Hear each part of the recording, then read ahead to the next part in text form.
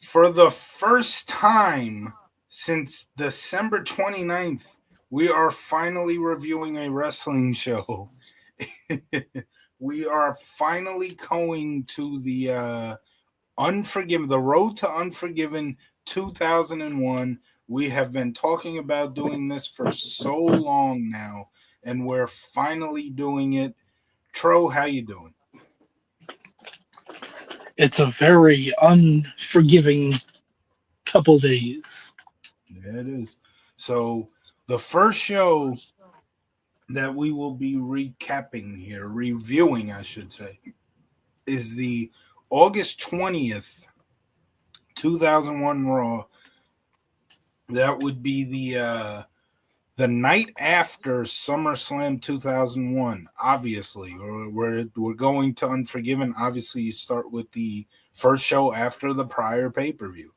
So we kick this show off where with an earlier tonight segment, Deborah bringing Stone Cold Steve Austin into the Alliance locker room. The Alliance is waiting in the locker room to surprise Steve Austin. As Austin enters the locker room, they start cheering. Now, remember, this, again, this is the night after SummerSlam 2001. And on that night, Stone Cold Steve Austin faced um, Kurt Angle in a phenomenal WWE title match. Angle didn't lose, but I think it was a disqualification, if I remember correctly, on Austin. So that means Austin obviously retains. So that's what the Alliance is celebrating here, the fact that Austin retained the title. So Austin says that he led by example. He has led by example ever since joining the alliance. And he says he will continue to lead by example tonight. To which the alliance cheers as Austin leaves the locker room. A decent little earlier tonight segment to kick off the show. What did you think about this? I thought it was entertaining. Austin is enjoying the face of being completely paranoid and Yeah. scared. Yeah. The peak of heel Austin, which will just devolve as this Absolutely. as it goes on to Unforgive Me. Absolutely, and we are going to cover that whole situation when it comes. Although it kind of continues beyond Unforgiven, Yeah, but we'll at least cover most of it.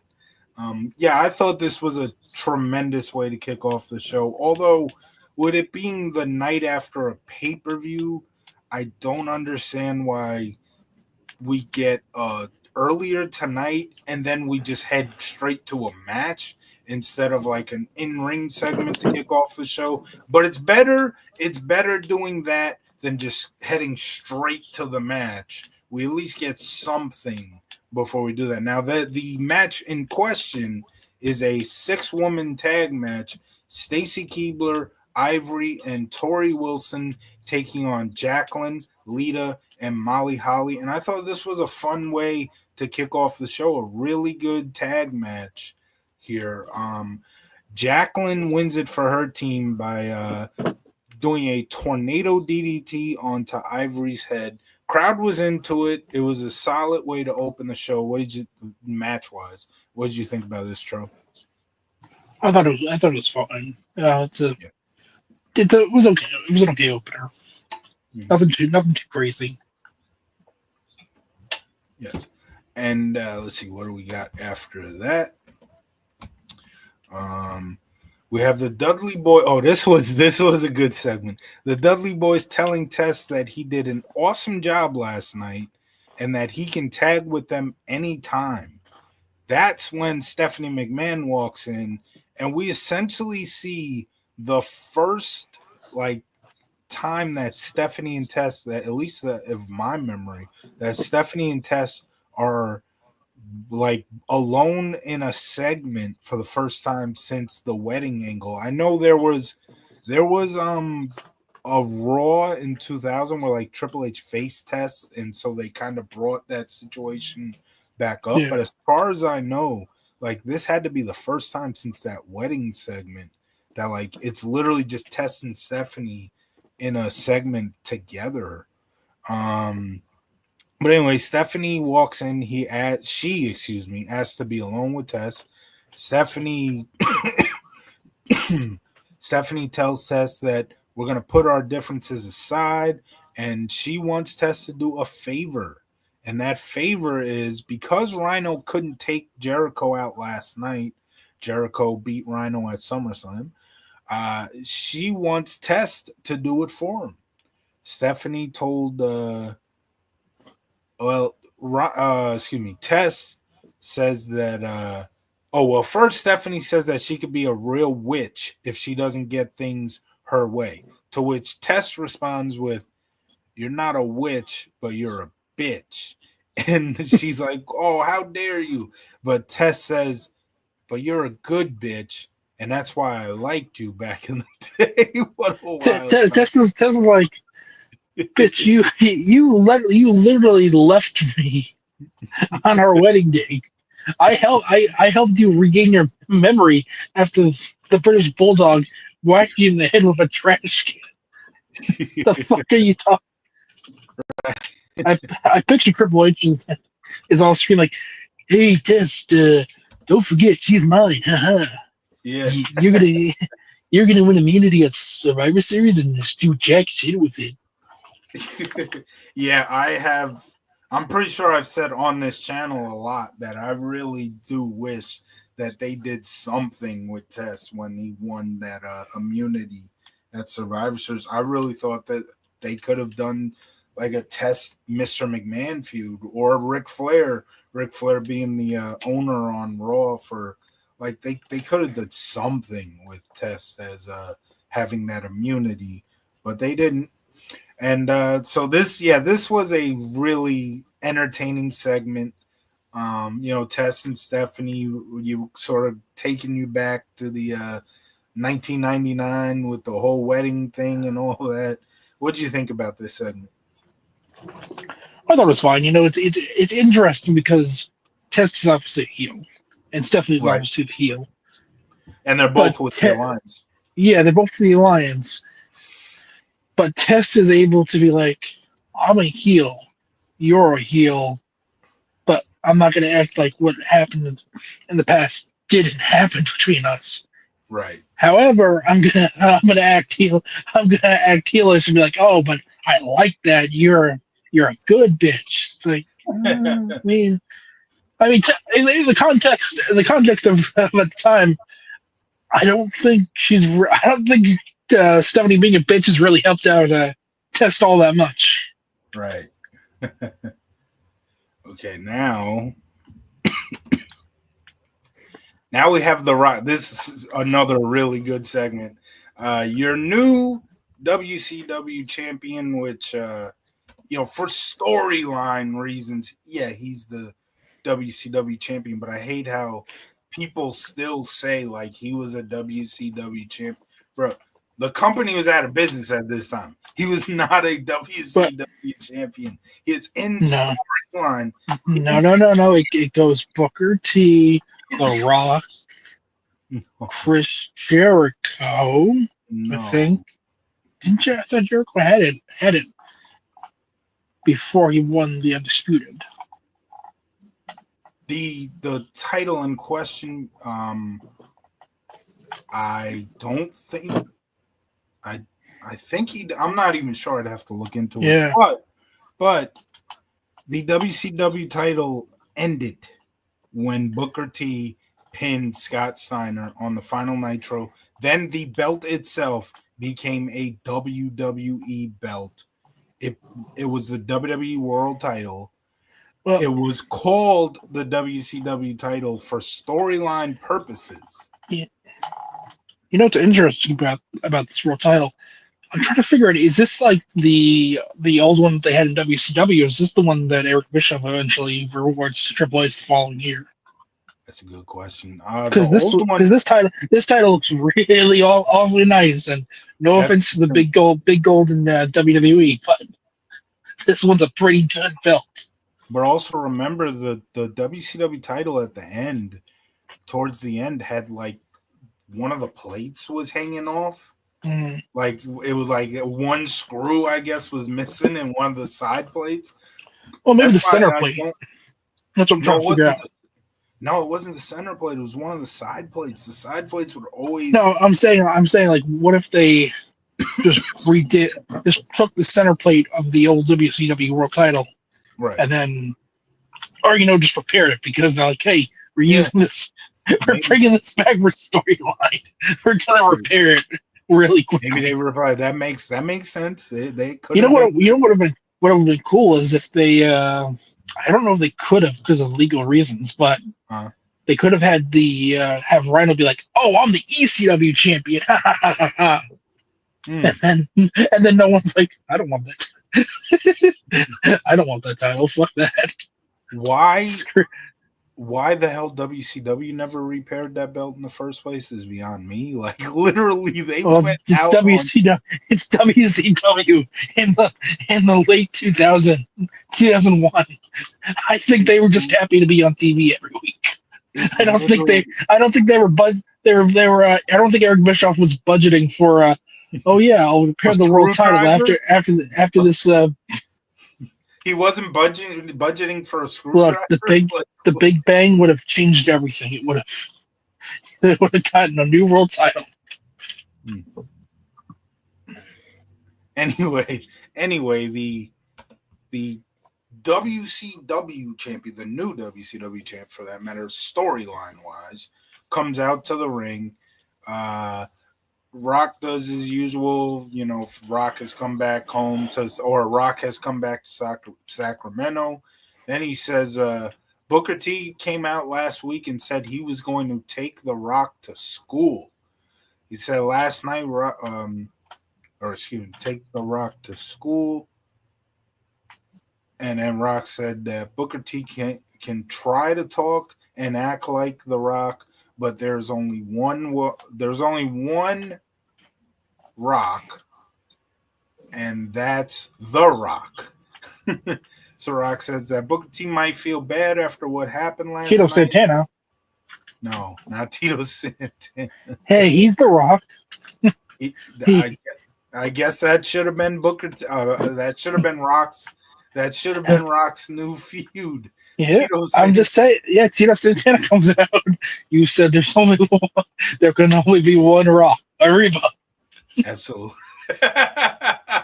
I'm El Matador now. And so he says that Booker T might feel bad after what happened last night. And then Rock tells Booker T to come out and face him eye to eye. There's a reason why he said eye to eye, and you're going to figure that out in a second. And maybe, just maybe, The Rock can make him feel better. That's when Booker T's music hits, and a very small Booker T comes out. Little T. And Rock asks him how he feels, and little Booker T says, "How do you think I feel, sucker?" Or he says, "How do you think, sucker?" Rock tells him to do the spin-a-rooney, and at this point, he does the spin-a-rooney. He tells him to do a moonwalk. He tells him to do the Dion dance. And so after all the dancing, Rock tells him, does he feel better now? And the little Booker T says, "No, sucker." And after all the dancing, Lance Storm comes out and says that this is a sad display, a sad day in the business. Storm says, Lance Storm is just the freaking internet wrestling community. This sucks. What the fuck has happened to my wrestling? Yes, because we have little people out here. Yeah, well, I was gonna say too, like Lance Storm apparently doesn't like good entertainment, but yeah.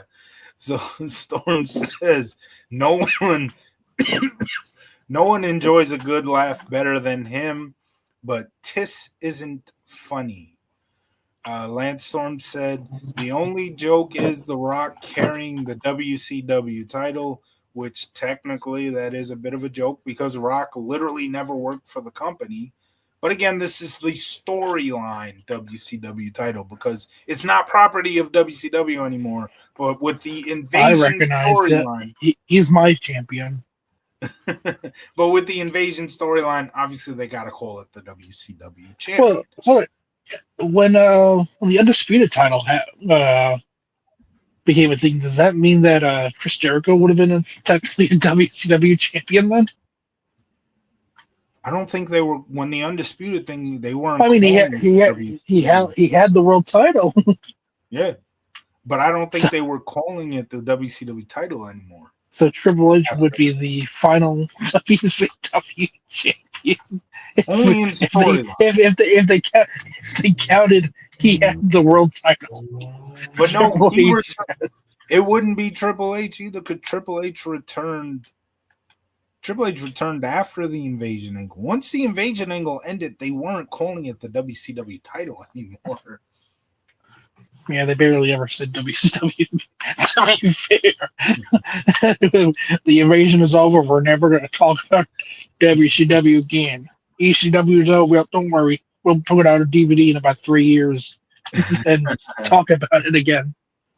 Hell, they've done a ton of a lot more WCW Well, DVDs. But well, did I you know. hear? Have you found out about the new WCW channel? Yes, I saw it yesterday.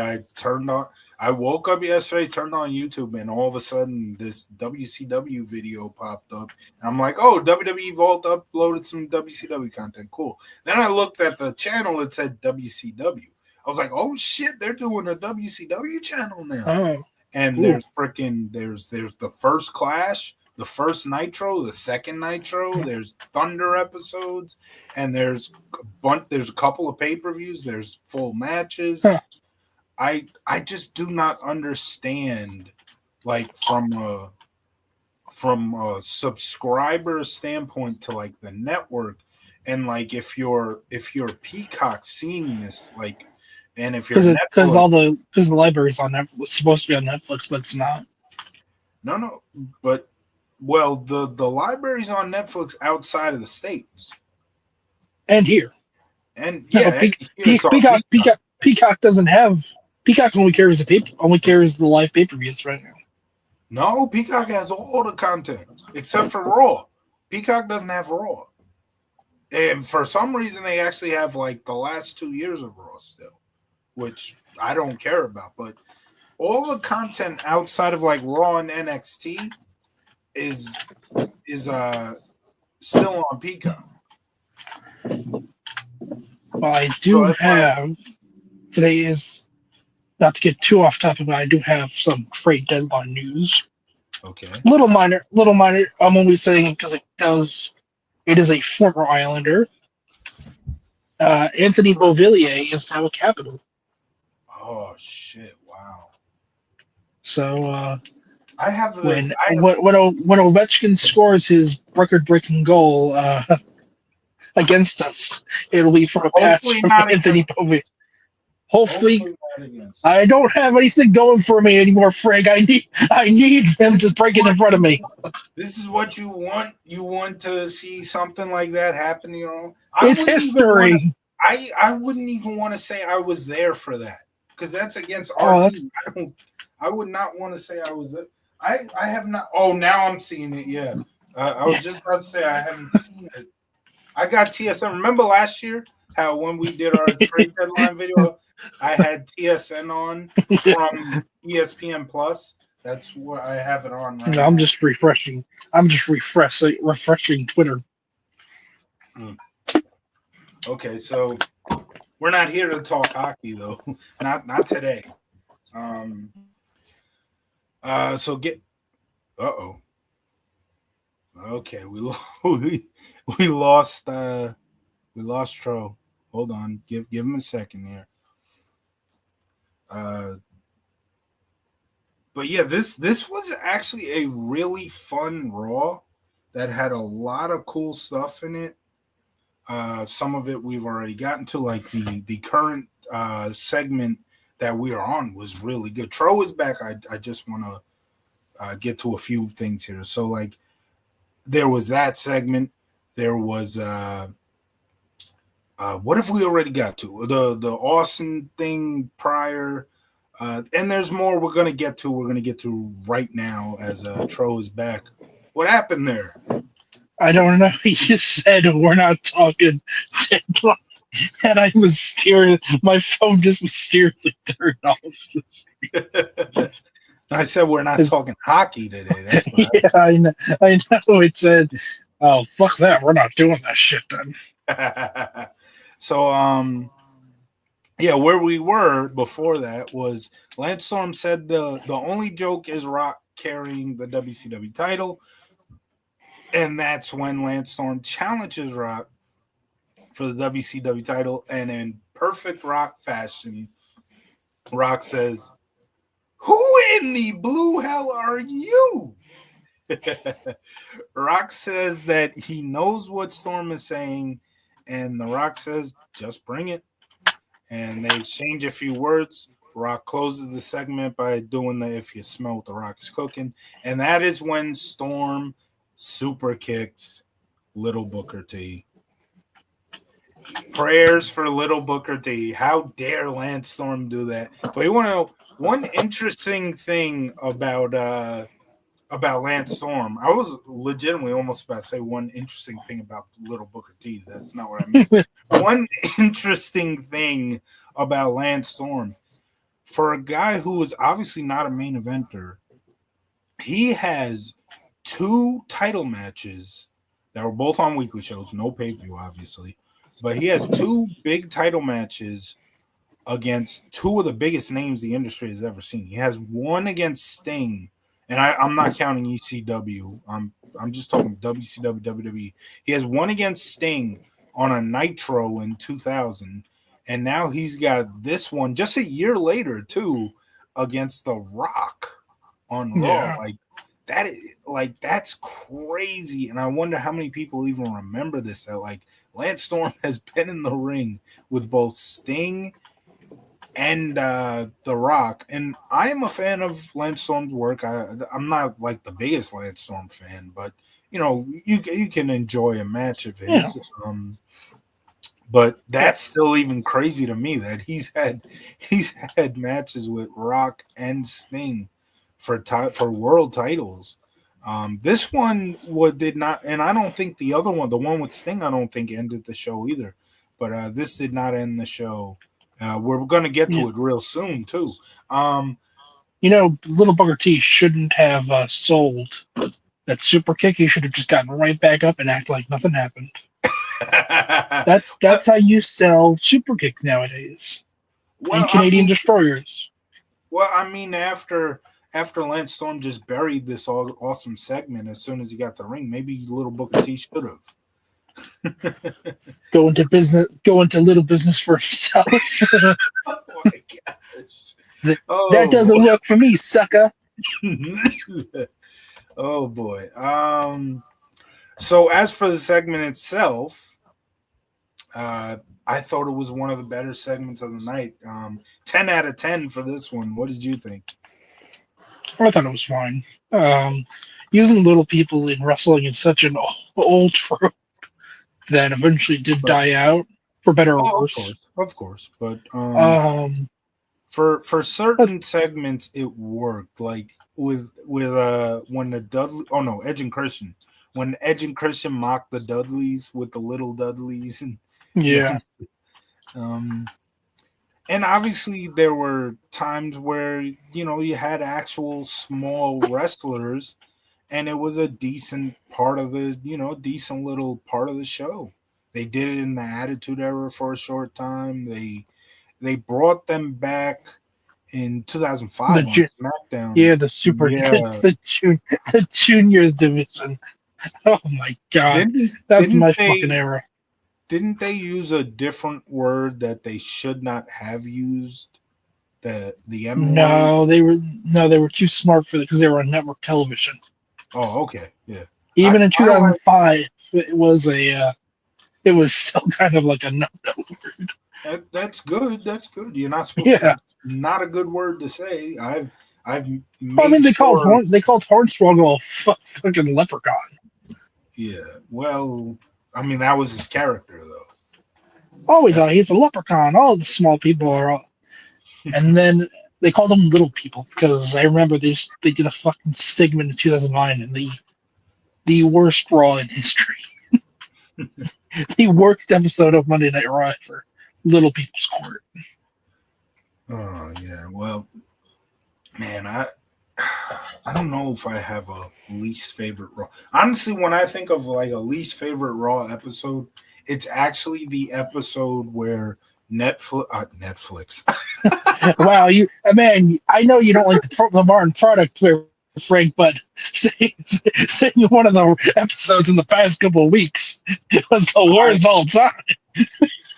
no, I meant to say Nexus. Nexus. I have not watched a single Raw Yeah, I know. on Netflix, so I can't even put that there. But I meant with the episode when Nexus debuted, and yes, that was a tremendous segment. Yeah, But anybody who remembers that show, and there's a lot of people, like I'm not the only one who will sit here and say, like that's that was something like pretty good. even the internet wrestling community would agree with me that that was a horrible show. Oh, Great ending. You had yeah, one segment that ended the show, but if I remember the correctly, that was like a 3 hour Raw back when yes, Raw wasn't always 3 hours, but you had three yes. hours of I remember it was viewer's choice, yeah, you had like 3 hours of just a and horrible show. that's when it was revealed that Hornswoggle was the anonymous general manager the whole time, and Jerry the King Lawler said, "Oh, I should put you over my lap and spank you." Yeah, that whole show I watched it that night. I have not watched it since. But you And can it's say that for pretty much any Raw back then, any show. the craziest part of it. You know what the main event of that night was? What? It was Cena versus Punk. Oh yeah, I remember that. Yeah. Um, Like that's crazy. That was 2010. yeah. Who could imagine a year later they'd have the hottest fucking angle in the business? Yeah. They did. I'll never forget that.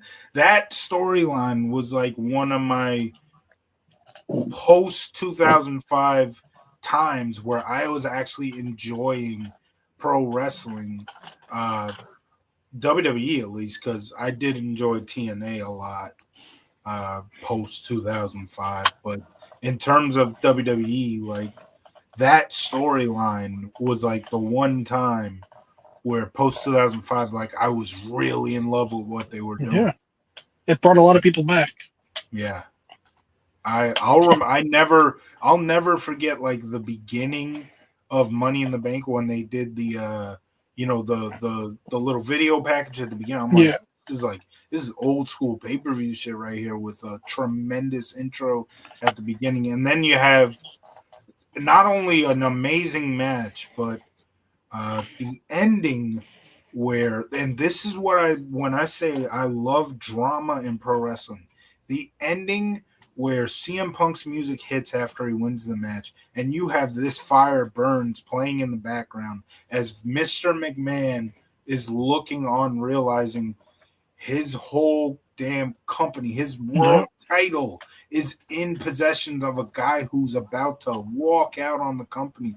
That was just so fucking good, man. That I'll Yeah. never forget that Money in the Bank 2011 pay-per-view. It's the one time post 2005 where I was like really into what WWE was doing. And then it went all. Then that storyline went in a record time. Yeah, I don't know why they took the belt off Punk so quickly, but I Well, still just take the punk. They didn't just take it off. They were like, "Oh, Cena, you're fired," and then 10 minutes later, "Oh, but you're back now, and now you're facing Rey Mysterio for the title, and now you have the title again." And then Punk comes back. It's like if they really wanted to, they could have had Punk show up to maybe ROH. You know how big that would have been. He yeah, shows up to an that's right. ROH show holding the WWE title. That would have been crazy. Damn. Yeah. Especially with ROH doing the Summer of Punk thing just a few years ago. Yeah. Like they would have hated him. Although they probably, I don't know, because they would have probably gave him like a hero's welcome because he's Oh, back after all these years. But it would have also been a surprise, yeah, it would most have been a likely. surprise. Yeah, that's the thing. But this was But also 2011, back when Vince was like, any other company that's not mine sucks. yeah, yeah, yeah. But that I still enjoyed the angle after Money in the Bank because I kind of like towards the end of the year where like they brought in Kevin Nash and you had Nash and Triple H feuding, but yeah, to me like they screwed up by having Del Rio cash in at us after SummerSlam, and that is where Nash returned, and that's ultimately what led to Nash and Triple H, but yeah, that I think this should not have happened. I think they should have kept Punk as champ post SummerSlam, and maybe they would Well, have continued with a hot angle. But who knows? he does win it back at Survivor Series and Yeah, holds it for 434 days. But that, Survivor Series 2011 yeah, was the one WWE pay per view that I actually sat there and watched for like 3 hours, pissed off. And it's not because of anything that happened on the show. The Bears had just played, and this was like a 4 o'clock game. So this was literally right after the pay per view, or right before the pay per view. They had just played a game against the San Diego Chargers, at the time Chargers. San Diego, I mean, at the time San Diego. And at the they time, won the Chargers, no longer the Chargers. they won the game. Everything went well. They won the game. Now they're 7-3. Everything's looking up. At one point in the game, though, Jay Cutler threw a pick to Antoine Cason, and Cason was looking to take it all the way, and Cutler went and tackled him. And at the time, it looked like nothing. We won the game. It didn't matter. Well, just as Survivor Series was beginning, the news was starting to circle around that Cutler jammed his thumb trying to tackle Kason. He was out for the year. Everything went downhill from there. I sat there and watched that whole Survivor Series pay-per-view pissed off. You're watching The Rock and John Cena, you're like, "Grr, God damn it. And well, at the time, it was like, well, Caleb Haney almost got us to the Super Bowl last year when Jay Cutler was hurt. So we're 7-3. Only got to win like what 2 or 3 games. Caleb Haney, he showed he can do it in the NFC title. Caleb Haney was horrible after he became the starter in 2011 to the point that he didn't even finish the season. Everybody remembers the 2013 of Josh McCown after Cutler got hurt. The Bears actually brought in Josh McCown late, very late in the 2011 season, and I can't remember if he may have started like one game, but that's the one thing that people forget. McCown wasn't signed for the first time by the Bears in 2013. He was actually brought in 2011 at that time where they desperately needed a quarterback to come in and fix everything with Cutler out. But yeah, every time I think of a Survivor Series 2011, I think back to that horrible moment where these 7-3 Bears who look like they were headed straight for the playoffs, coming off an NFC title appearance last year, and everything just went downhill. That's always what I think back to whenever. So thank you for bringing that show up, Tro, and bringing back all those dark memories. But yeah. No, Anyway, I'll talk about dark memories. 2006 Super Bowl. you guys just re-signed Tony DeVito, bro. Like that's your His name's actually Tommy DeVito, and he's going to be Tommy DeVito. good backup to Aaron Rodgers. And I just want to say, that the draft stock of one Shador Sanders is dropping quite a lot. I don't want to say I called it, but pick up the phone because I've had a bad feeling about this guy since before the draft. Well, I don't know who the hell your quarterback's going to be then. If you want old Cam ass Ward or fucking the Dart kid. Okay. There The you Dart go. kid, The the dark. Mississippi, the Dart, Dart, You mean like Dart. the dark? I said Dart. I didn't say dark. I Oh, swear. dark. Oh, okay, okay, okay. The kid from Mississippi, from Mississippi State, I think. Yeah.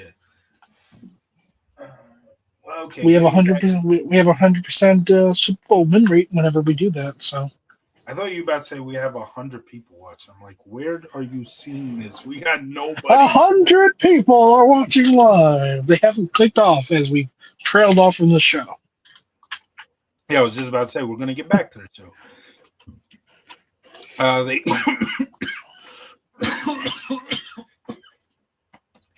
they showed. 100 people watching Frank die. Yeah, I got a little bit of a cold, but I'll be okay. Anyway, they showed highlights of SummerSlam here, where Shane takes down Bradshaw with a chair, and then they show Bradshaw getting back at Shane McMahon with a clothesline from hell. The reason why they're showing this is because the next match, Big Show, Billy Gunn, Spike Dudley, and APA take on the Dudley Boys, Chuck Palumbo, Sean O'Hare, Tommy Dreamer, and Hugh Morris. This is a decent little, what is this, like an 8-10 man tag or something? This is a decent Yeah, little match. Tommy Dreamer hit a DDT on Sky Tuhati. Big Show chokeslammed Dreamer. Sky Tuhati did the worm on Hugh Morris. A lot of stuff at the end. I guess everybody was hitting their finishers. yeah. But Big Show doing the choke slam to Dreamer was what got the win. Big Show, Billy Gunn, Spike Dudley, and APA are your winners. Like I said, a decent little match in the middle of the show. What did you think of this? What a random ass WCW Alliance team there. You got Tommy DeVito. Not Tommy DeVito. My God, imagine that. Tommy Dreamer and freaking Hugh Morris. Yeah. Who's booking this? Tommy Dreamer and Hugh Morris. It's funny. Your name's like humorous. I get jokes. Yeah. Um, as as weird a team it may be, I mean, we're in the middle of the alliance, so obviously they wanted to put together a team versus team type of match, and I ain't got no problem with it. It was a decent little 10 man tag. I think it was a 10 man tag. I did not choose to count how many people were in the match, but even WWE's team was pretty weird. I mean, you got Big Show, Big Show and Billy Gunn were teaming at the time. I get that. Shoguns. Like Shoguns, APA, and Spike Dudley. Like it's kind of a weird little pairing of members there. Uh, Actually, yeah, it is a 10 man tag because APA, Big Show, Billy Gunn, that's 4, Spike Dudley's 5. So yeah, it's a 10 man tag. Uh, Oh, by the way, we end the show, and I'm saying this because of the segment that's coming up. I'm not kicking all the way to the end, but we are ending the show with a Stone Cold appreciation night, and because of that, Oh, God. they did a couple of tribute segments No. where members of the Alliance talked about Stone Cold Steve Austin and why they appreciated him. The first one is Shane Helms, who was kind of in that transitional period of situation where he was slowly becoming Hurricane.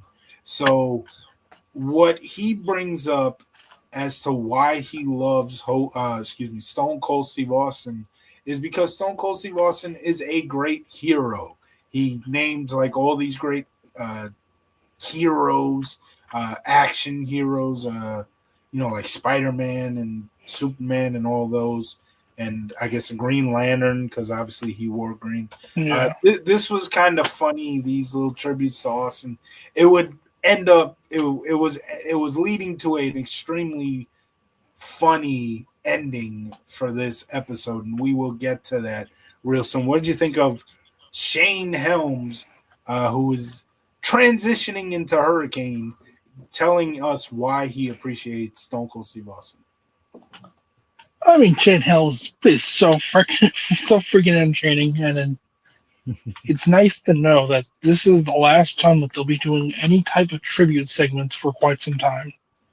Oh yeah, well we're They'll never do it again. remember we went over the 9/11 Raw. So Wait, why are you talking about 9? What's happening on 9? What's happening on 9/11, Frank? I don't know. This is August 2001. Everything's great. We went over that SmackDown, so we will be skipping that SmackDown episode once we get to that on our road to Unforgiven. And like I've said, there was no reason to cover that show in the first place. But it is looming. It is looming. People think that the build of this whole thing is Unforgiven. It's the build to the post 9/11, first post 9/11 Raw, and the last pre 9/11 Raw. Because the junction from the difference is amazing. Oh boy. So next we have Chris Jericho taking on Test. Obviously, Stephanie McMahon is in Test's corner. Rhino does a run in here and goes after Jericho towards the end of the match. And Jericho ends up fighting him off. And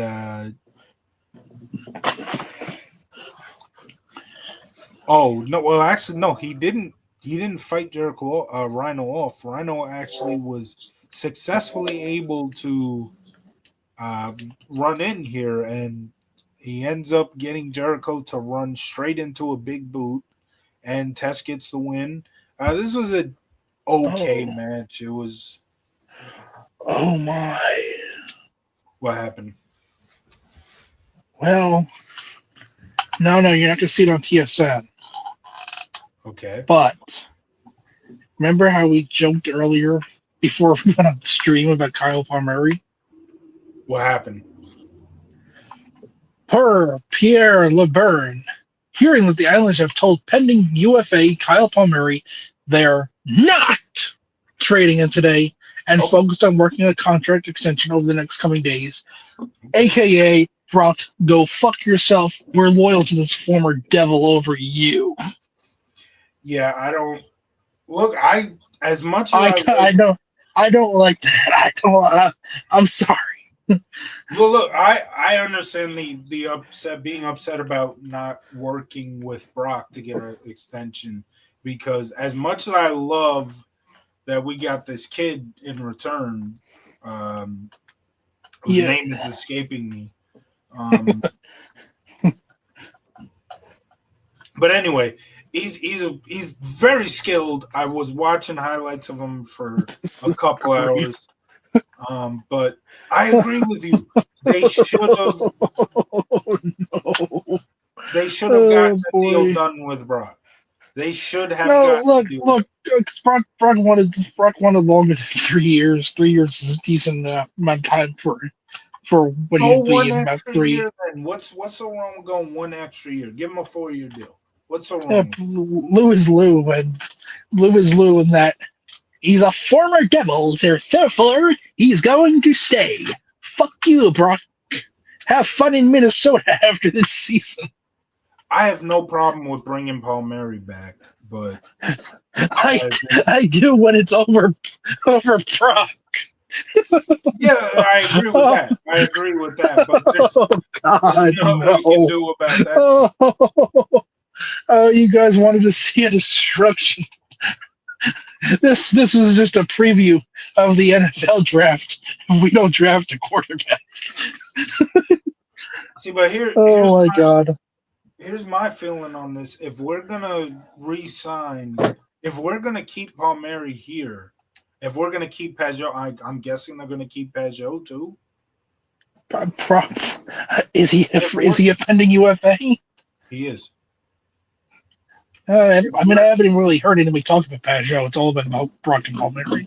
Well, there's been it's mostly Brock and Palmer, but some people have been saying they've been ship, shipping Pajot around. But Oh if my we're gonna keep these guys, then let's go out and make a damn trade to pick somebody else to replace Brock, and let's freaking go for it because god. they're still only a few points out of the playoff spot, and that's first of all why I didn't want to be trading anybody in the first place to rebuild. But hell, even if we missed the playoffs, I did not want to trade Brock. I wanted to fucking re-sign him. Obviously, that's out the window now, but that's I'm how okay I with. really. I was okay with trading Brock in that at least we got something back for him because I didn't want another Tavares situation where we lose him we lose him for nothing and then he doesn't resign here.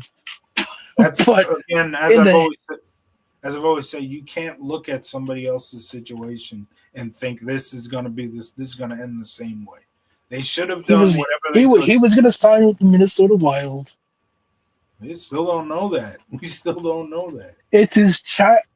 There's 100% chance that he'll be like childhood dream. Getting out of the Eastern Conference. Again, just because it was John Tavares' childhood dream doesn't mean the same thing is gonna happen. But Oh my! yeah, What a, what a Callum thing to get! Ritchie. What a thing to get on stream. Callum Ritchie is the name of the kid we got in the Nelson trade. It's funny. I was watching an interview of his, and I don't even feel like I want to even mention this to you because I know what you're gonna say. But during this interview, guess what Callum Ritchie said when he was talking about who his favorite team is? Is it the Leafs? Yes, Of course. and I don't care because that doesn't mean that when he becomes a free agent, he's gonna want to leave us for Toronto. But oh, so I didn't ask you because you interrupted me with the Pajot news. I But what didn't did you? mean to. It just shocked me. I mean the Palmieri news, not Yeah. Pajot. What did you Pajot. Oh my God! What went out? Pajot news. what did you think of Chris Jericho versus Test? I mean, I thought it was a fine match. Jericho and Test worked decent enough. Yeah. So now we get to Christian talking to Edge, and he tells him that he being Christian, is going to win the European title tonight. And now, obviously, we have not been reviewing the prior shows, but when Edge won the Intercontinental title, Christian said, "We won the Intercontinental title." Here,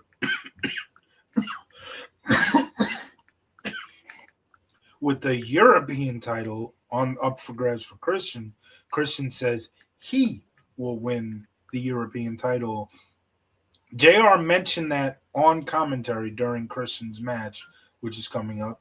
And obviously, this is leading to the eventual breakup of Edge and Christian.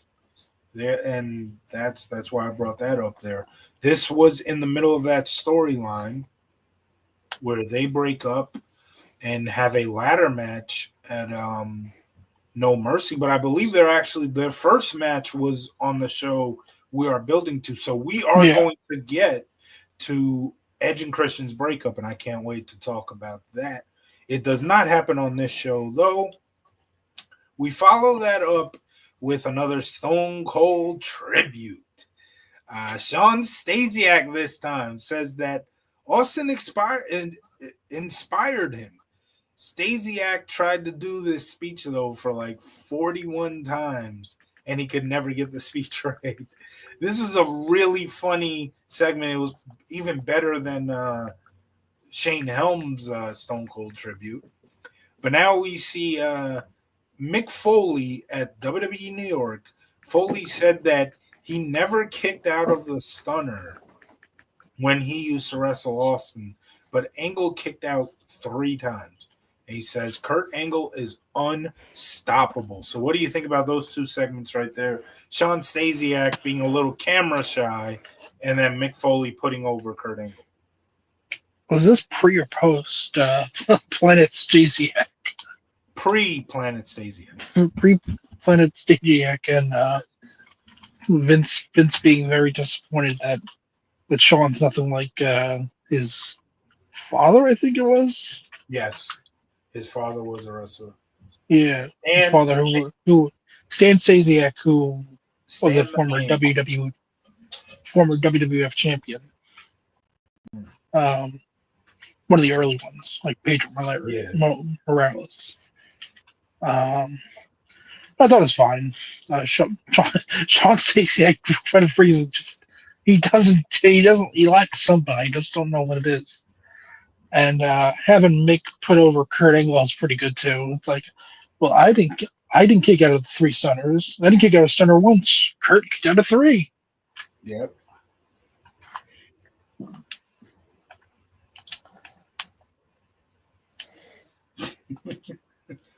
Okay. Next up, we have the WCW title again. Storyline. WCW. Lance Storm challenging The Rock, and hey, little Booker T got a little payback here, as Rock at the end of the match gets the people's elbow to win the match, but then he calls it, or excuse me, he did the rock bottom to win the match. But after the match, Rock calls out little Booker T and tells little Booker T to do a people's elbow on Lance Storm, which Rock then does a little spine buster on Lance Storm to get him set up for the people's elbow. And little Booker T did it, and so he got the payback on Lance Storm, did a spin-a-rooney. The match itself was pretty decent, but obviously it was all about the post-match stuff where little Booker T gets his payback for that super kick. Great little segment there. Solid, quick. It was a quick match, but it was decent for what it was. What do you think of that? I think Lance Storm is decent in the ring. His style is more, I guess, slow, which isn't a bad thing. It's he kind of lived the gimmick of boring, but no, he's fine. He's fine in the ring. Never world championship material, but he had a fine match with Rock, and it was good to get the heat back. But I don't know. It feels a little weird because I don't think they run back. Do they run Rock Booker T back at Unforgiven? Yes, they do. It's Rock versus Shane McMahon and Booker T for the WCW title. Handicap. Right. Yep. No one remembers. No one remembers that match from that show for some reason. Now I guess we'll find out why. And it was a decent match. It wasn't that bad at all. But they are still building up. They are still building Booker T and Rock, and we will see that later once Booker T gets to the arena. Now, Now we have European title Christian taking on Matt Hardy, and Matt is able to retain with a twist of fate, gets the win. Another quick match here. What did you think of it? So if I remember correctly, didn't Edge win the IC title the night before? Yes, I just mentioned that earlier. Sorry, I forgot. So I guess this was Christian like, oh, I'll win a title tonight. Then we'll be even. We'll be title buddies. Yeah. And then obviously Matt Hardy with this random ass European title run. This tells you what they thought of the title in 2001. They're putting it on Matt Hardy just randomly. Yeah. So now We get a little highlights. We get some highlights from, or picture highlights from the WWE title match from last night, which was, as I said earlier, Kurt Angle versus Stone Cold Steve Austin. We reviewed SummerSlam '01, and I love that match. I really do. That was a phenomenal WWE title match. Now we see Booker T enter the arena. He's backstage, and there's a bunch of like extras. You see him as he's walking by. You see a bunch of extras all laughing at him. Booker T's getting mad, and obviously they're laughing at him because he got embarrassed by The Rock last night. Well, actually, no, they're laughing at him because of the little Booker T segment. That's what's going on. They're mocking him for the little Booker T thing. Obviously, Booker T, Lowercase t. yeah, Booker T is obviously angry about this. But now, okay, one of the most underrated storylines of 2001. We have, and I'm sure if you ask Lance Storm, as you said, Lance Storm is Mister IWC. At least he was in that little Booker T segment, and he kind of is in reality too.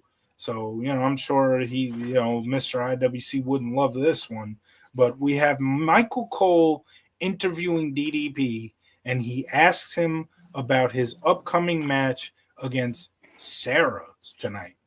Sarah has her one and only WWE match on this show. DDP said last night he was not successful, and he said that Sarah requested this match against him tonight, but Sarah doesn't want to hurt him, and she wants to be with him, is what DDP says. If that were true, why is Sarah requesting this match? That being said, what are you going to do? DDP thinks that. So who knows? Cole then tells him that Undertaker will be at ringside, obviously. Obviously, this man's been stalking his wife. Why wouldn't he be at ringside? DDP says doesn't concern him at all. Do you think, do you think that DDP should be concerned with the fact that Undertaker is ringside for this match? No, Undertaker just wants to watch the match. He's Yeah. Taker. Maybe have a podcast about it. Six feet under. Oh, that match. Oh yeah, the lady who made me put her name on my neck, and then leave me. So yeah, people like to joke and say like as time went on, you could start to see his Sarah tattoos slowly start to disappear, and it's like that's their love. It's starting. Oh boy, yeah. So now we have Tajiri backstage. Oh, first, hold on, I skipped a little there. First, we have one more Stone Cold tribute. It is Taz who says that it's because of Austin that the old Taz is back. Hey, well, remember, Mr. McMahon before Invasion was saying, I need the old Stone Cold back. So Mr. McMahon brought back the old Stone Cold, and Stone Cold brought back the old Taz. Well, yeah, that's funny. That Taz is like, you brought back the old Taz. But like the old Taz, so the old Taz would have just fucking choked Stone Cold out without a second thought, kicked everyone's ass, and then left. Unless he's talking about the Tasmanian Devil. I don't know. He says that it's Austin's tough love that helped Taz.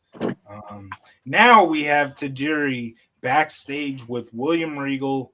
Booker T comes in asking for a rematch with The Rock. Regal tells him obviously he's way too late. Rock just defended the title against Lance Storm, even though it was a really short match. I mean, The Rock could have absolutely defended the title again, but Yeah. Regal being the commissioners, he's looking out for his champion. He's got to make sure that he can't wrestle two matches and get himself injured. But Regal says that not only is it too late, but Booker T came up a little short. And it's kind of funny, like so the storyline is that Booker T just came to the arena when everybody was laughing at him. So how the hell does he already know about the whole little Booker T thing? So how would he even know what the hell Regal meant by the whole short comment? But anyway, I digress. Um, he says that yeah, Booker came up a little short, to which Regal and Tajiri laugh about it. Booker T asks him why. Oh, so wait, no, he didn't. He didn't understand what was going on. He actually says, "Why is everybody laughing at me?" And Regal told him about little Booker T. So Booker T said he will put his frustrations on someone tonight. Then he looks at Tajiri, challenges Tajiri to a match. Booker T then says he won't even bring his gear for the match against Tajiri. So, Michael Cole interviewing DDP, Taz doing his Stone Cold tribute, and then that Booker T segment. What did you think about all that? I thought it was all pretty good. Yeah, it's interesting because Taz is such an interesting part of the alliance, in that you keep on thinking, oh, this is when he's going to finally like realize and wake up and turn on the alliance and be a good member of the WWF and help them out. But it never happens. The closest we get to it is the go home show on for Survivor Series is when he chokes out Paul Heyman because Heyman's like, "Look at what you did to Taz." Yes. Um, we're obviously not going to get to No Mercy 01 Yeah. yet. Not yet, at least. That could be something we do somewhere down the line in the future. But I loved the whole angle with that triple threat main event where like it was they were so worried that RVD might, defect and go to WWE. And that was a storyline that they legitimately like they pulled that out because RVD had been becoming so popular. This guy's been beloved by the WWE fans that that's why they did that. But I thought it really added to that triple threat match tremendously. And you had the moment where RVD would go up on the top rope for a 5-star, and both Angle and Austin would be down. It's like, who's he gonna hit? Who's he gonna hit? And it's like, well, it's kind of going up against both of them technically, so it doesn't really matter who he's gonna hit. But I get why they were doing that. If he hits Austin, then maybe he's Team WWE. If he hits Angle, maybe he's still with the Alliance. Cool, whatever, dude. Yeah. So now we have Booker T versus Tajiri, and this was perfect for the situation because Booker T has been a punching bag all night, and obviously it made for a great television.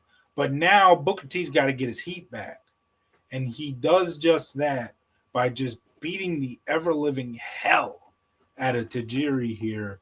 He took Tajiri to the outside, threw him into the steel steps, came back in the ring. He puts him upside down, chokes him with his shirt, and he shoves the referee, which the referee calls for the DQ. But after the DQ, scissors kick, Booker T scissors kicks Tajiri. Tajiri gets the win via DQ, but Booker T gets his heat back. Obviously, this was a phenomenal segment in terms of the reason why they were doing it, because Booker T had been a laughing stock throughout this whole episode, and this is a guy who is challenging for the world title at the next pay-per-view. We technically don't know that yet, but obviously that's where they're going with the handicap match. So obviously Booker T's got to get a little heat back. You can't just make him a punching bag throughout the whole show. So they made sure to have Booker T get his heat back. Tajiri, at this point, Tajiri obviously not the biggest, most popular star, but he was pretty popular at this time. Everybody loved him when he was with William Regal, the commissioner. they Yeah. had some funny stuff. So also Booker T is much bigger than Tajiri in size. So obviously he's just picking on a little guy here. So perfect way to get him some heat there.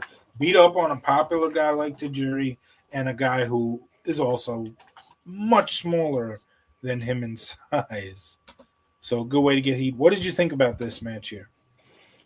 I thought it was good because Booker T, yeah, throughout the night he had been made fun of, and you need to establish like, yeah, no, this guy is dangerous. He is a threat. Like Right. The Rock can keep on making fun of him nonstop, but he can still go. And I think that's something that as time went on, The Rock became bitter on the mic and kept on like putting people 6 feet under on the Yes. mic. They didn't get their chance to get the heat back, and Booker T didn't get fully back because it's not like he's beating up The Rock, but he was able to be like, "Oh no, I'm still dangerous. I'm pissed off." Right. Well, that's one of the reasons that since you bring that up, that is one of the reasons that Sting originally decided he did not want to Yep. go to WWE, and it was literally this storyline. It was a part of this storyline where the first part of it, at least, that was Oh, building to SummerSlam, where Rock and Booker were first having an altercation, and the first thing Rock said to Booker was, just like he said earlier to Lance Storm, "Who in the blue hell are you?" And Sting said to himself, because obviously he's watching this at home, yeah, he says to himself, like, is this how they're gonna treat me? I don't want to be a probably part of this then. I don't want to be a part of this then. And that's worked out ultimately, worked out well for him in the end. yeah, he had a great run in TNA, man. He really Yeah, did. a shit run in WWE and then a run in AEW. Well, by the time he got to WWE, it was Yeah, way too late. It was way too late. Um, yeah, I really would have loved, as like I said, I loved his TNA run, but how can you not think like what could have been if he would have joined WWE right away, and like the guys he could have worked with, he could have worked with all. He never worked with I us. don't know how much I trust Vince McMahon in the mid 2000s to handle Sting. I I do. I think he would I have. don't. I don't, I don't know because we would have probably gotten Taker Sting, but we probably would have gotten Taker Sting American Badass Taker though. Hmm. The Taker Sting that I think a lot of people wanted was Dead Man Yeah, Taker, not American obviously, Badass Taker. obviously. But yeah, I don't. I think his run in WWE could have been great, man. He could have worked with Austin. He could have worked with Rock. Either Undertaker, he would have worked with either Undertaker at some point, but he probably would have been on Raw. And obviously, he would have came in 2001, so I guess it wouldn't have mattered at this point. But you got to think that maybe he would have worked with like Rock and Austin first. And so at that point, the brand extension happens later on. They would have been on separate shows.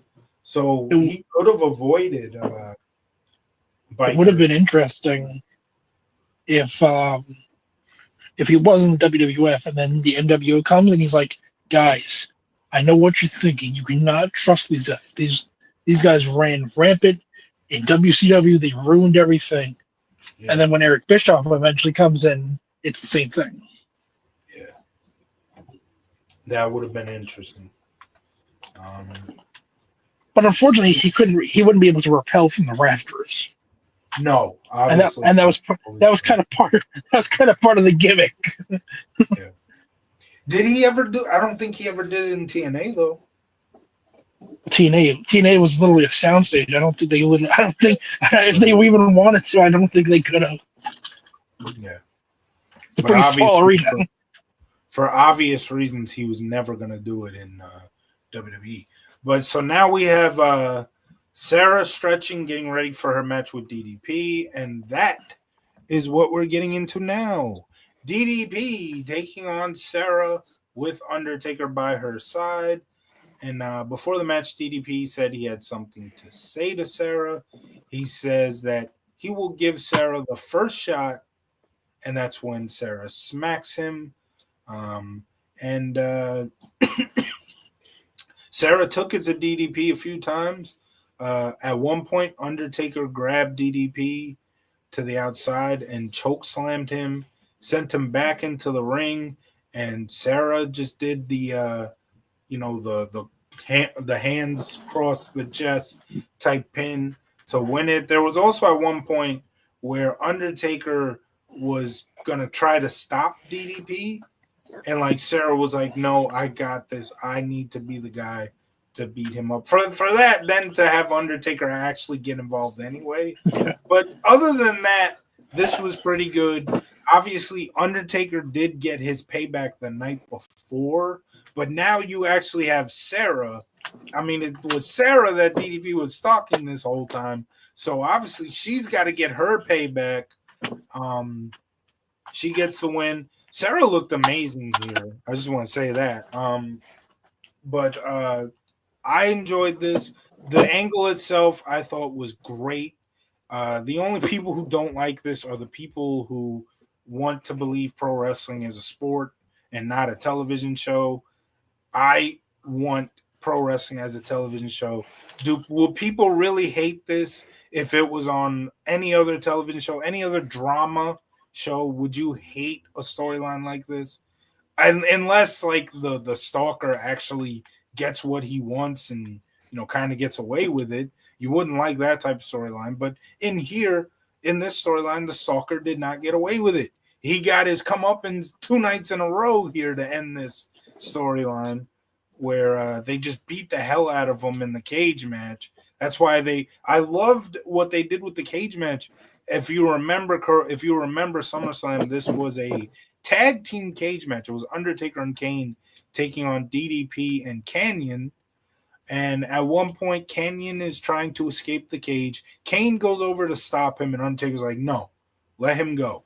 I have no problem with him. The DDP is my problem." So Canyon gets out, and Undertaker just beats the shit out of DDP. That's exactly how this angle was supposed to go. And then you have the next night Sarah getting her payback on DDP.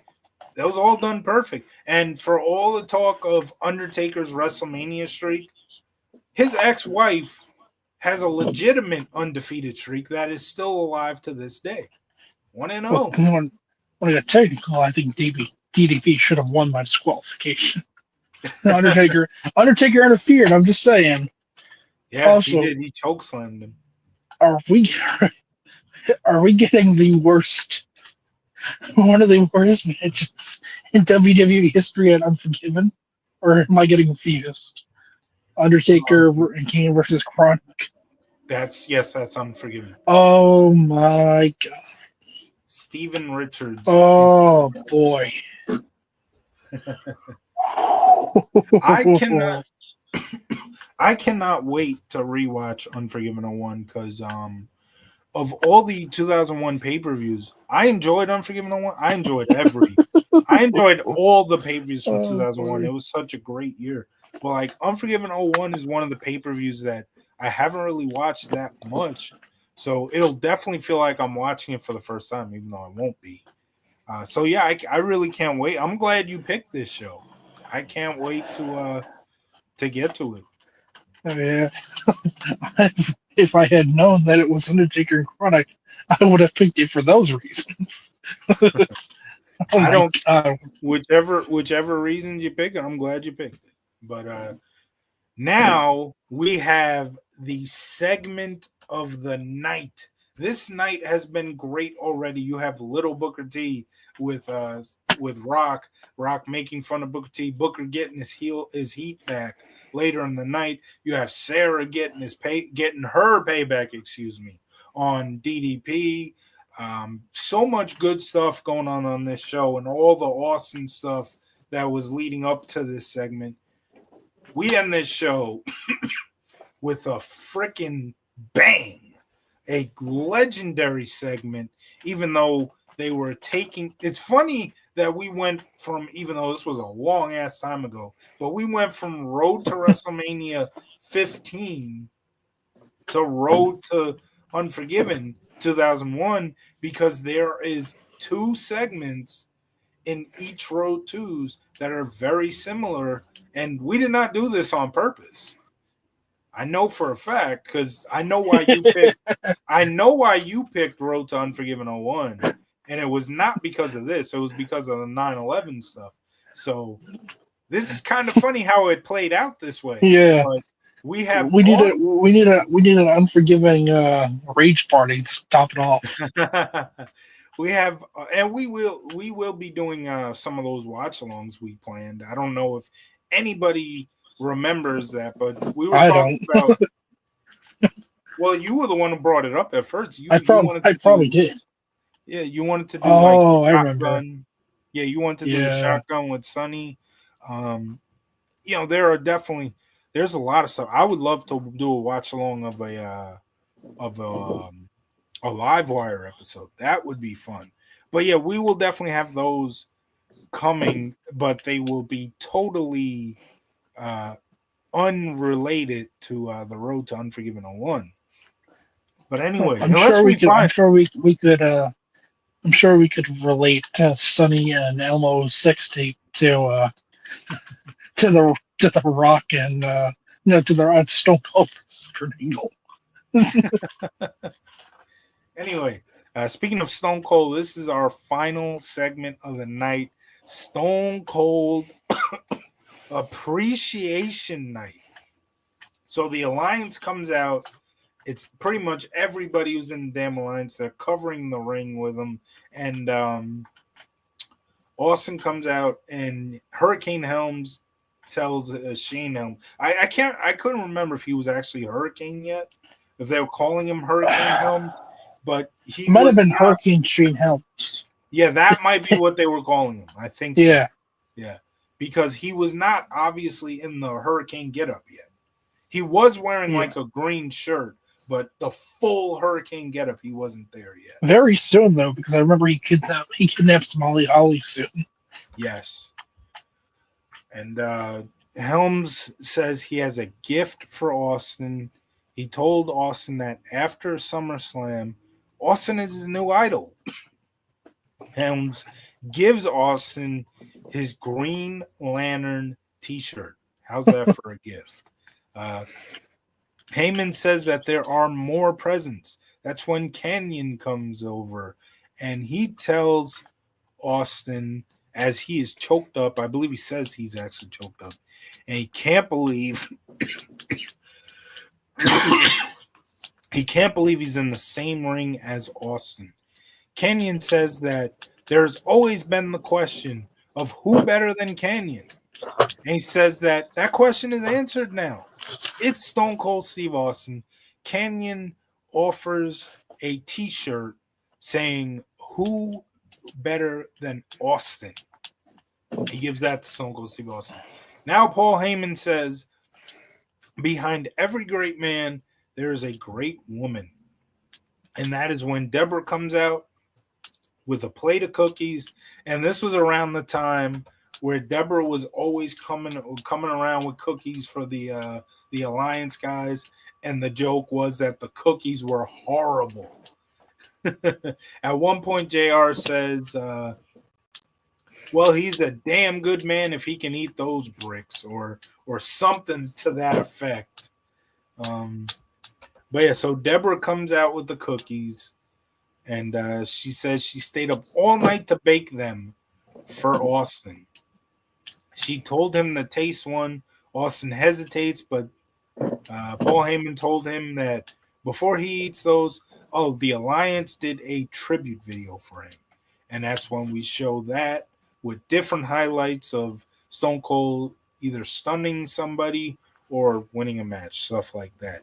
So Paul Heyman then thanks Austin, and then he introduces Stephanie McMahon, who is obviously looking amazing. Talk about how Sarah looked. I mean, Stephanie McMahon in the early 2000s. Oh my gosh! Oh But boy.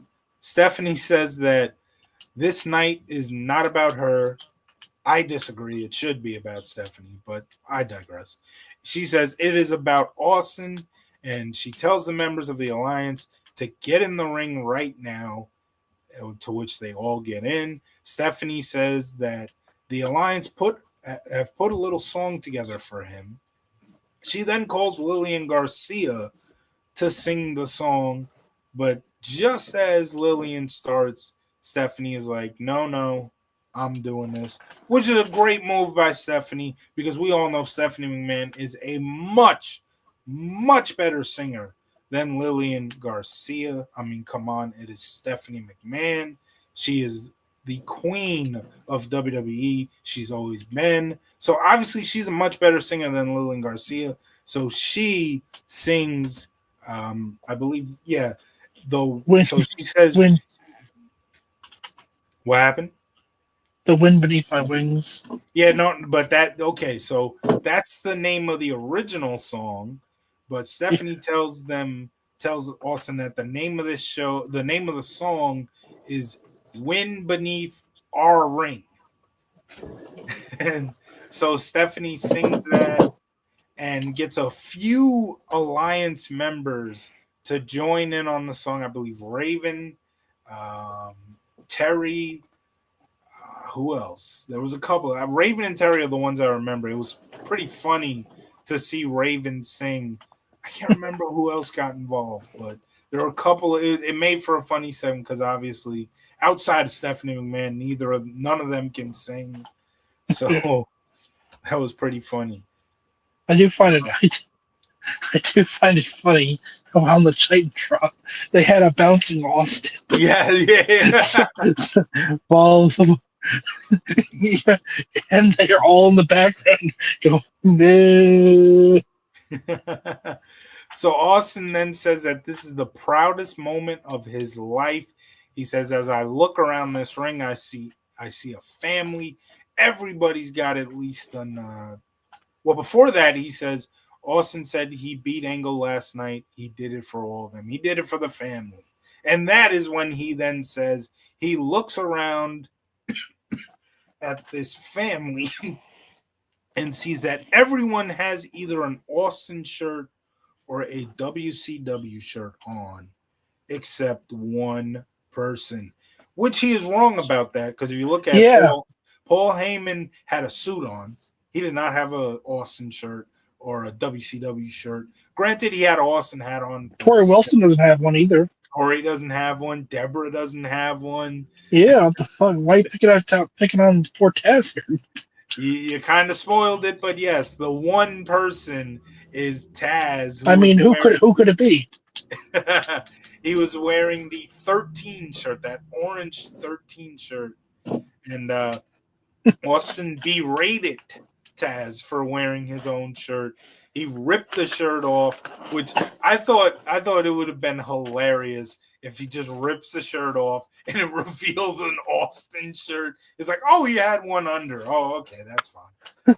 Taz is like, I gotta live my short sales haven't really been going so well. As it turns out, not a lot of people want to wear a tank top with the number 13 on it. And so here is where we get the correlation between the road to WrestleMania 15 and the road to Unforgiven 01. If you remember the go home show to WrestleMania 15, which we reviewed like 3 months ago, 4 months ago, Stone Cold Steve Austin came out with a beer truck and drowned the corporation in beer. So after, literally right after Stone Cold rips the shirt off Taz, Kurt Angle's music starts. Kurt Angle comes out in a milk truck. As JR said, Milkomania is running wild. And Sean Stasiak runs out and gets attacked by Kurt Angle. Then Kurt Angle like throws a couple of milk cartons at Sean Stasiak. He doesn't just throw them. I'm looking at the segment now. He fucking hucks. He's throwing fastballs This man could be a starting pitcher. So he is just throwing them indirectly. Yeah.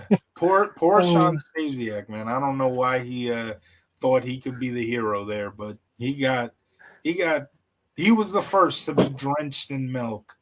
But that is when I think Angle also threw a couple milk cartons into the ring after yeah. throwing some at Stasiak. But then after that, he gets the hose and sprays the Alliance with milk. What He a also goes back. moment. He also goes back.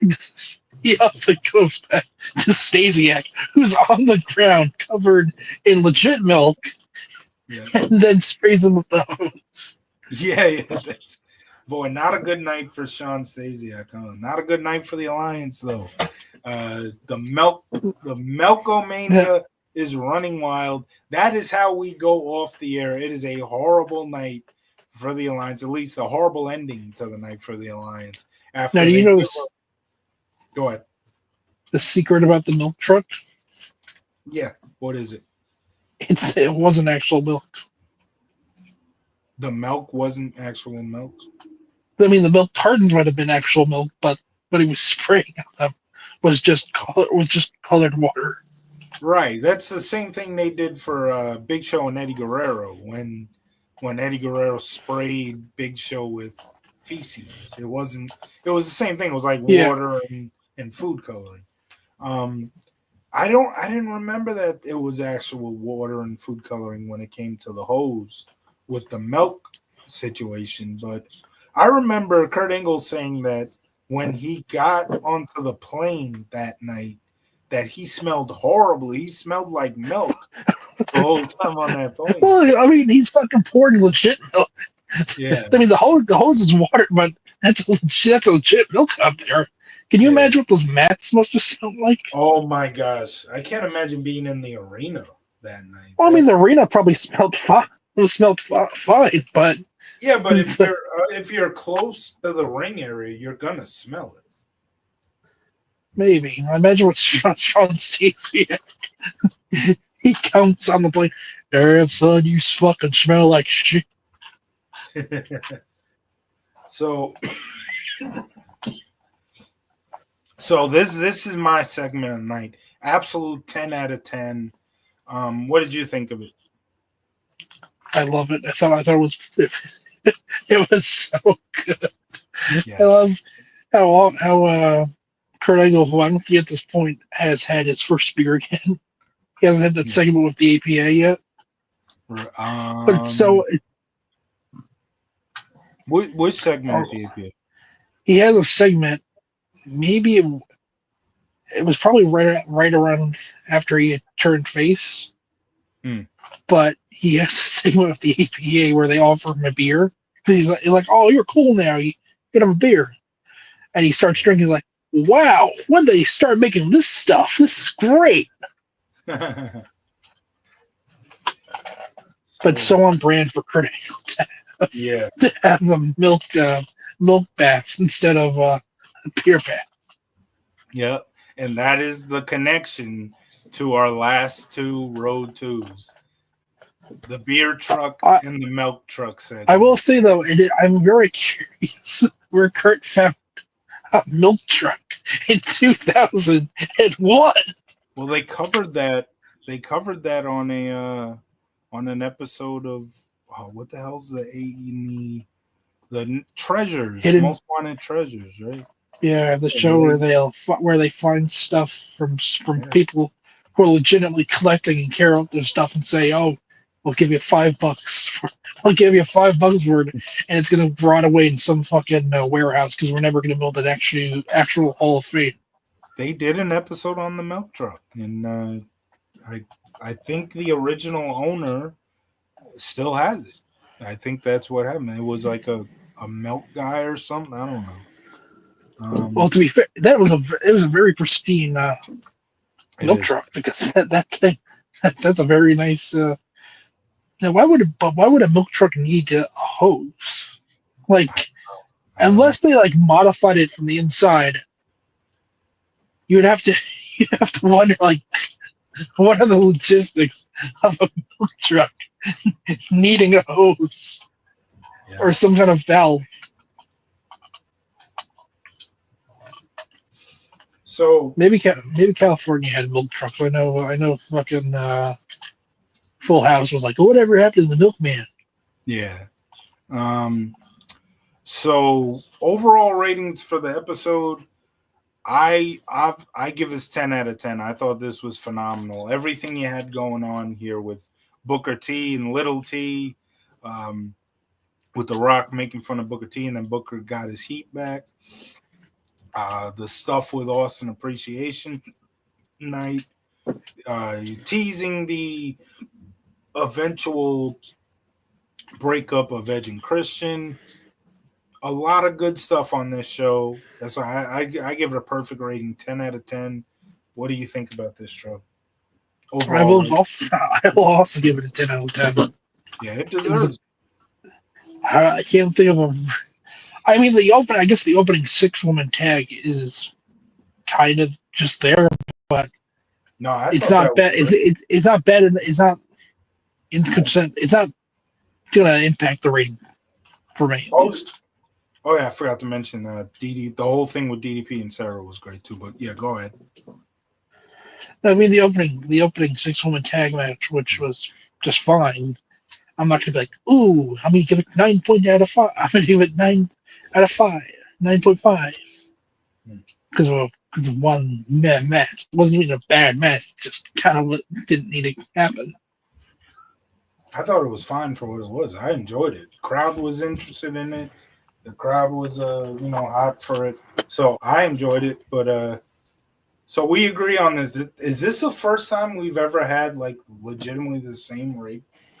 Probably because I always underrate it, and you always go for like the high rating. Yeah, because I love weekly shows, man. Weekly shows that are like Yeah, this, that are like a television show type shit. That's what I love, man.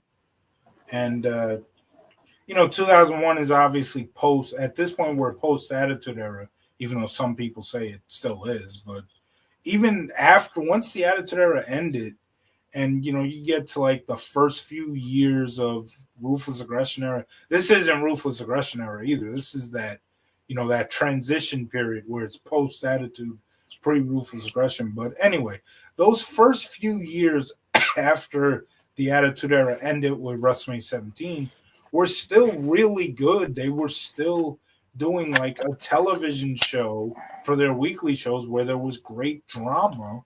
And obviously, I didn't become a fan during the Attitude Era. I was young during the Attitude Era. So, I became a fan in 2002. And Ruthless Aggression Era, those early years of the Ruthless Aggression Era, it was still really good. Where it started to get boring for me was 2006. Like, I yeah, felt my like my they were, era. yeah, your era, ironically. But you're a few years younger than me, so it makes sense. But that's where it just started to slowly, especially on SmackDown, man. Like, at least Raw had the Edge and John Cena feud.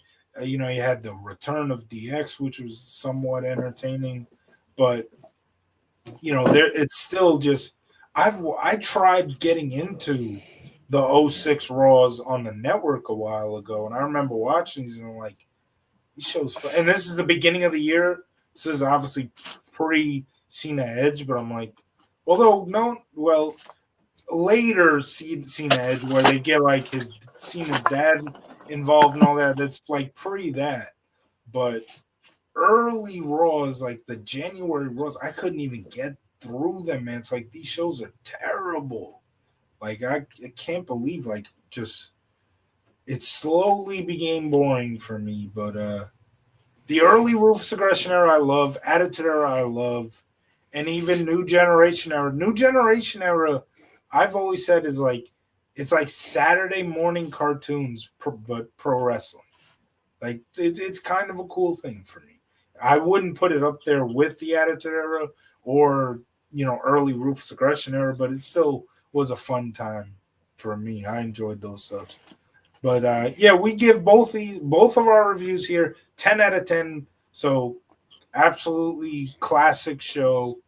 Um, and this is our first Road to that is going to include both Raw and SmackDown. We did Vengeance '04, which was a Raw only pay per view, and we did Yeah. WrestleMania 15, which was pre SmackDown days. So this is, well, only a couple months later, but this is our first Raw and SmackDown. So we will be doing our next episode will be the next SmackDown episode after SummerSlam '01. So that'll be an interesting review. That'll be what, the August what? So Monday, August 20th. So 21 would be Tuesday, 22 Wednesday. That'd be the 23rd. August Oh boy. 23rd, 2001 SmackDown is our next review. And hopefully we will do that in a few days. We won't be doing it tomorrow. Saturday, obviously not a good day for Tro. We probably won't do it Sunday. Maybe Monday. We will see. But I can tell you this. We will not wait 4 months to do our next wrestling. See you guys in 4 months when we're on to the next SmackDown. But yeah, that will be our next show. We are still not adding future reviews because remember, I said we had so much added at one point that I was like, we're not adding anything else until we get to the Unforgiven '01 review. So the next time we add shows will be add future reviews will be the Unforgiven '01 show. So be on the lookout for the end of this Road 2 where we announce what we will be doing next. if we can remember what shows we picked. Well, I remember we haven't announced yet, but I remember the show I was talking about for the Road 2, and I'm still leaning towards that, but it is not official until we announce it. So, WrestleMania 40. No, Tro, do you have anything to say? Anything more to say about this show? It was a very good show, and I'm putting up my 5 fingers for no reason. Booker T. I mean, I'll tell you off stream. Okay. Oh, okay. But it's not hockey related, I believe. Oh, okay. Well, find out what I was using 5 fingers in 5 episodes. Well, that's when we we reveal some of our great behind the scenes moments. Whenever we do that video, I guess you'll find out the making of FCTENT. Message. You want to do the show today? Sure. Yeah. Not much else to say about this show. Like I said, our next episode will be the August 23rd, 2001 SmackDown. So be on the lookout for that. Thank you to everybody who watched.